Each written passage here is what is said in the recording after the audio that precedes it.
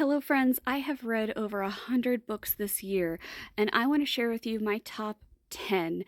This was a really hard list to, break down and actually come up with. And by no means does that mean that the other books, the other 100 or so that didn't make the list were bad. There were so many fantastic reads this year, and I highly recommend you check them out. These were just some that I arbitrarily picked as like my random favorites for right now. And I could easily make this list like 50 books long, but we're not going to do an hour-long video on this. So starting in no particular order, we have Bookshops and Bone Dust. I enjoyed the cozy fantasy setting. I loved Legends and Lattes.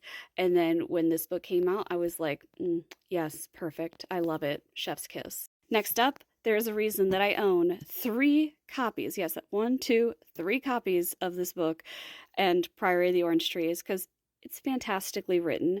The storyline, the plot, the character development, just chef's kiss. If you haven't read this book series, it's a duology, you need to read it. It's so good. I know it's so thick, but you will not be disappointed.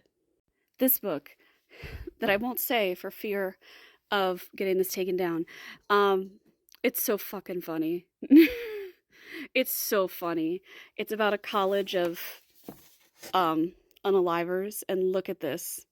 It's so funny. It cracks me up. Like, oh, and there's the college map. It's so funny. Like, that's all. If you like dark humor, this is your book. So this is coming to no surprise from anybody, but I'm going to have this be a combo deal since they both came out this year. Fourth Wing Iron Flame. This is my little shrine section. I even got a little dragon that my friend got me, and I have tons of bookmarks with sayings on them, and just, yes. This one, another amazing one, and just, the cover, the story, the character development, I can't say it enough. The Fury, one of the best mystery novels I have, ever read. The twist will freaking just, take you off guard. And then Assistant to the Villain, another very, very hyped up book this year, but it's for a good reason. It was so freaking good. I loved it.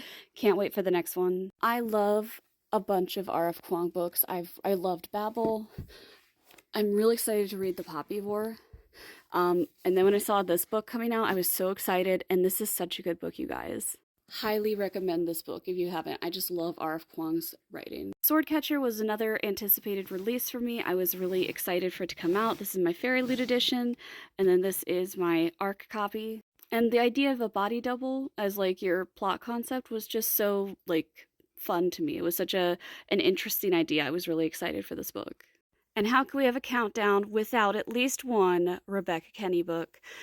She released this year A Court of Hearts and Hunger, and I'll tell you what, guys, this is freaking amazing. This is an Alice in Wonderland retelling. This is the second book in the series. It's so good. This is the first book over here that she released last year. So good. And this is such a good book. There's also a book after this that is now available too, A City of Emeralds and Envy. Just so freaking good. No, never a top 10 if you don't have a Rebecca Kenny book in there. So there was my top 10 for the year. Again, these are just opinions, they're subjective, and literally I'm a mood reader, so my top 10 today is probably going to change tomorrow. But I'm really excited to see what your guys' top 10s are, or at least what was one of your top 10. Comment below. Tell me what was one of your favorite reads this year. I want to get some books ready for my TBR, and I'm going to be writing them down.